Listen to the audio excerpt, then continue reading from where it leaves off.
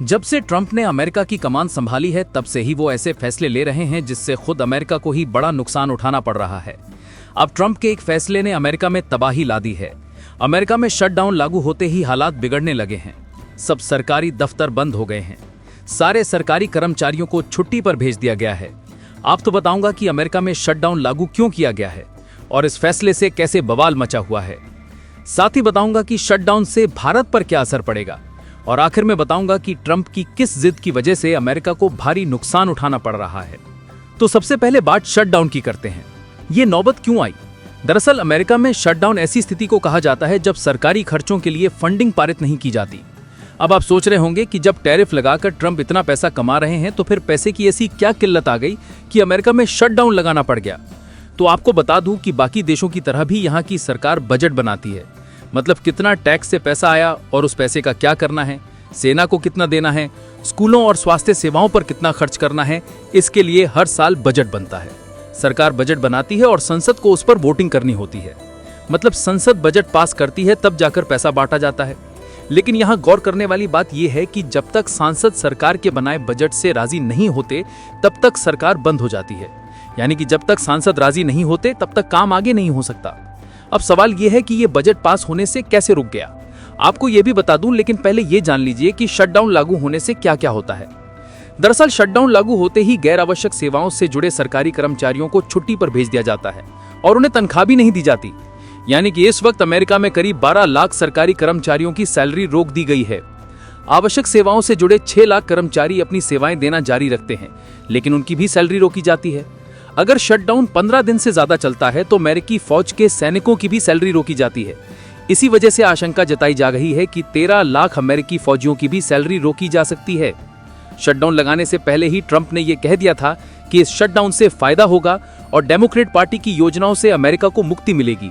यानी कि ट्रंप खुद चाहते थे कि यह शटडाउन लागू हो, लेकिन राजनीतिक प्रतिद्वंदियों को निशाने पर लेने के लिए ट्रंप ने लाखों सरकारी कर्मचारियों को मुश्किल में डाल दिया। दरअसल सितंबर के महीने में फेडरल फंडिंग यानी कि संघीय खर्च से जुड़ा विधेयक अमेरिकी संसद में रखा गया था। विधेयक पास होने के लिए 60 वोटों की जरूरत थी, लेकिन ट्रंप के पास सिर्फ 53 वोट थे। यानी कि ट्रंप को डेमोक्रेट्स का भी समर्थन चाहिए था। डेमोक्रेट्स चाहते थे कि स्वास्थ्य सेवाओं में सब्सिडी जारी रहे, जबकि ट्रंप इसके खिलाफ थे। इसी तनातनी की वजह से डेमोक्रेट्स ने विधेयक का समर्थन नहीं किया और तय डेडलाइन यानी कि 30 सितंबर तक विधेयक अटका रहा, जिसकी वजह से संघीय खर्च पास नहीं हुआ और अमेरिकी संविधान के मुताबिक शटडाउन लागू करना पड़ा। अब आपके मन में यह भी सवाल उठ रहा होगा कि जब ट्रंप सरकार बहुमत में है तो मामला कहां फंस गया। दरअसल हमारे देश में जिस पार्टी का बहुमत होता है उसकी सरकार बनती है और वही अपना प्रधानमंत्री चुनता है, लेकिन अमेरिका में ऐसा नहीं है। संसद का चुनाव अलग होता है और राष्ट्रपति का चुनाव अलग होता है। तो कई बार संसद में बहुमत एक पार्टी का होता है और राष्ट्रपति दूसरी पार्टी का होता है। तो जैसे हमारे यहाँ संसद के 2 सदन हैं, लोकसभा और राज्यसभा, वैसे ही वहां भी संसद के 2 सदन हैं। लेकिन हमारी राज्यसभा और उनकी सीनेट का हिसाब अलग है। हाउस में वहां 435 सीटें होती हैं, तो वहां रिपब्लिकन पार्टी का बहुमत बहुत ही थोड़ा सा, यानी कि 220 मेंबर हैं उसके पास और 215 विपक्षी डेमोक्रेटिक पार्टी के हैं। इसके हिसाब से यहाँ ट्रंप सरकार का बजट पास हो गया, लेकिन सीनेट में अटक गया। सीनेट में जो बहुमत है रिपब्लिकन पार्टी के पास वो है 100 में से 53 सीट का। मतलब 47 विपक्ष के हैं सीनेट में और 53 ट्रंप की पार्टी के हैं। अब आप सोच रहे होंगे कि फिर तो ये बजट यहां भी पास हो सकता था, लेकिन नहीं, क्योंकि सीनेट में एक और नियम बनाया हुआ है कि सीनेट में जो भी अहम बिल है, जैसे कि ये बजट वाला बिल, ये 100 में से 51 के बहुमत से पास नहीं होते। वहां बिल को पास करने के लिए 60 वोट चाहिए होते हैं और ट्रंप की पार्टी के पास है 53 सीटें।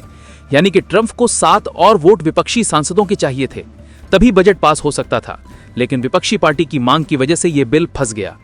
चलिए अब बात करते हैं शटडाउन लागू होने से भारत पर क्या असर पड़ेगा।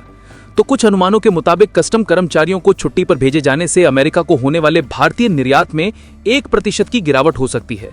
गैर आवश्यक सेवाओं से जुड़े भारतीयों से आने वाले पैसे में भी 5 से 10% की गिरावट आ सकती है।